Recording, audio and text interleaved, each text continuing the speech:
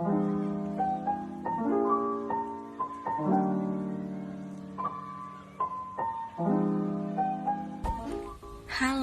selamat pagi, siang, sore, malam, dan kapanpun bagi kamu yang sedang mendengarkan podcast ini. Kembali lagi di AUSI, Audio Edukasi, podcastnya anak KKN Psikologi Kelompok 10. Selamat datang di podcast kami yang ketiga. Oh iya, gimana nih kabarnya? Semoga kalian dalam keadaan baik-baik aja ya, dan selalu diberikan kesehatan. Untuk kamu yang sedang mendengarkan podcast ini dan lagi melakukan kegiatannya, selamat menjalankan aktivitasnya ya. Dan jangan lupa, kalau keluar rumah maskernya dipakai dan tetap patuhi protokol kesehatan yang telah ditetapkan ya. Nah, di podcast kemarin kan kita ngebahas topik mengenai bagaimana kurangnya menerapkan physical distancing. Di podcast yang ketiga ini, kita akan ngebahas tentang ketakutan masyarakat terhadap virus dan bagaimana perkembangan penularan virus COVID-19 serta upaya pencegahannya yang lebih efektif. Udah pada tahu belum nih kabar terbaru tentang virus COVID-19? Pasti sebagian dari kalian udah sering nih mendengarkan berita ini di televisi ataupun di media sosial. Nah, buat yang belum tahu, kita akan sharing nih ke teman-teman semuanya. Oh iya, belakangan ini virus corona menjadi momok yang menakutkan bagi sebagian masyarakat dalam beberapa waktu terakhir, baik di negara kita maupun di seluruh dunia. Meski demikian, ada saja warga yang menanggapi biasa saja mengenai penyebaran virus ini. Akan tetapi, masyarakat juga memiliki ketakutan dengan COVID-19 yang terjadi di Indonesia ini. Namun, ketakutan itu tidak diiringi dengan perilaku yang memadai untuk mencegah penularan wabah tersebut.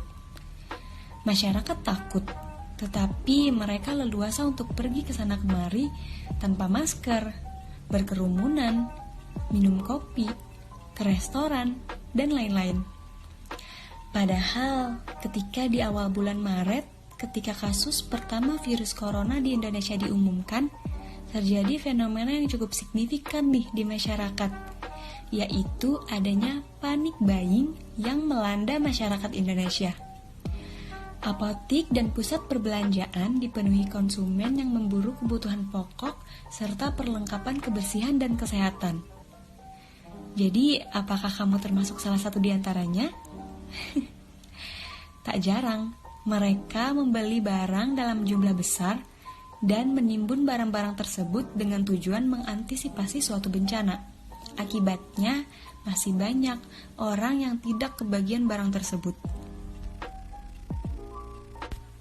Contohnya saja hand sanitizer dan masker.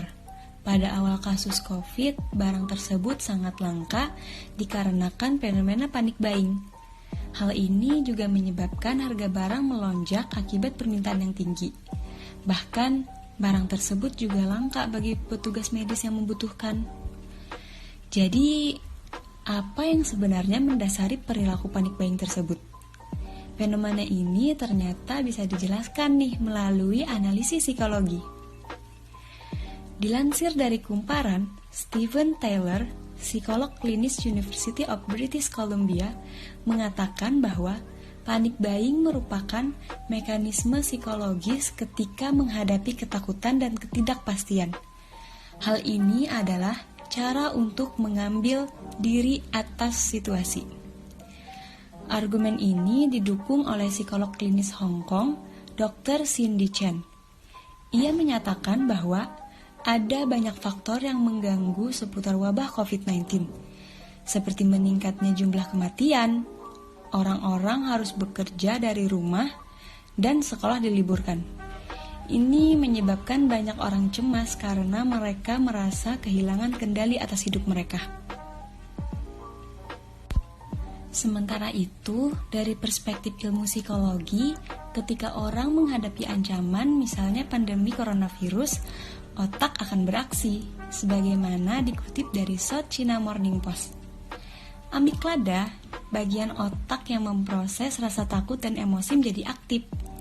Aktivitas tinggi ini menghambat pemikiran rasional. Mereka tidak mampu berpikir bahwa untuk memperlambat penyebaran virus, orang lain juga harus memiliki stok perlengkapan seperti masker dan hand sanitizer, bukan malah menimbun untuk diri sendiri. Selain itu, pengaruh media juga sangat kuat dalam fenomena ini.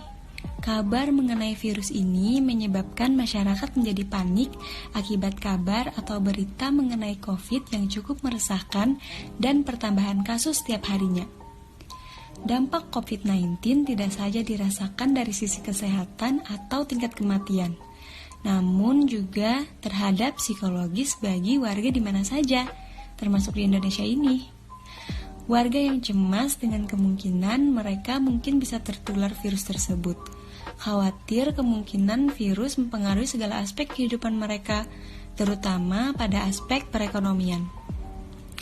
Nah, seperti yang kita ketahui, COVID-19 atau Coronavirus Disease 19 merupakan penyakit yang disebabkan oleh coronavirus jenis baru dan pertama kali muncul di negeri Cina, tepatnya di kota Wuhan, dengan gejala seperti pneumonia atau gangguan pernafasan akut.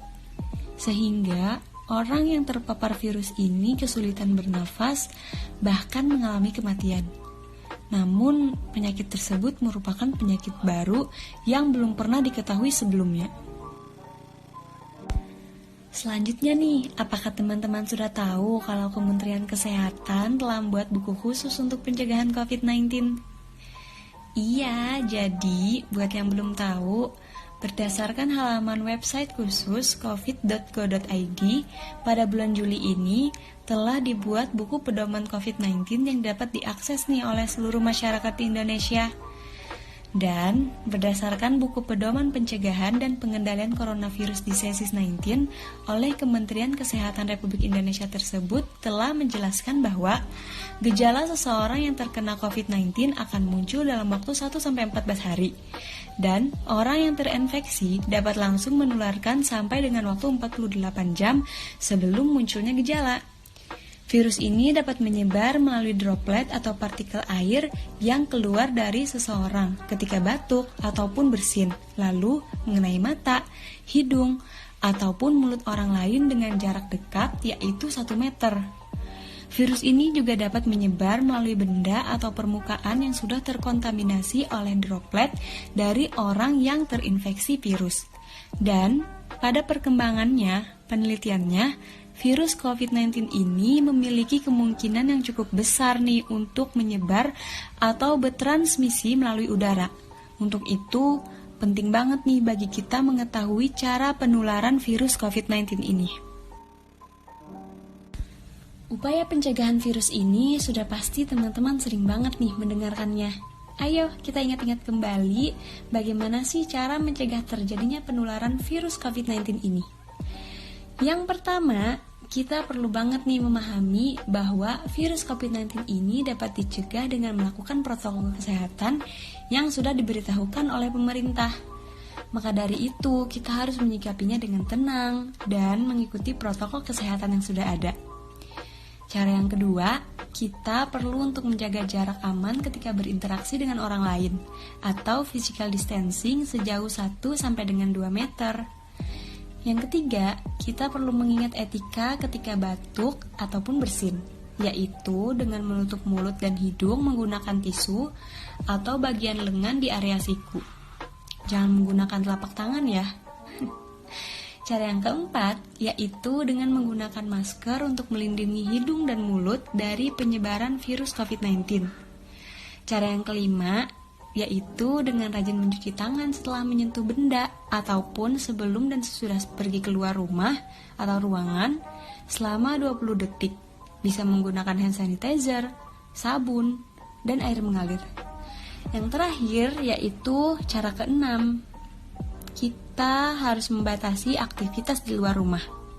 Udah deh, selesai. Mudah, simple, dan bisa dilakukan oleh semua orang.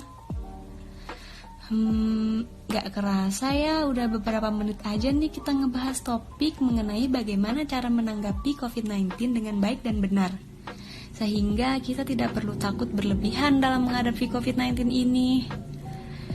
Terima kasih ya untuk kalian yang sudah mendengarkan podcast ini.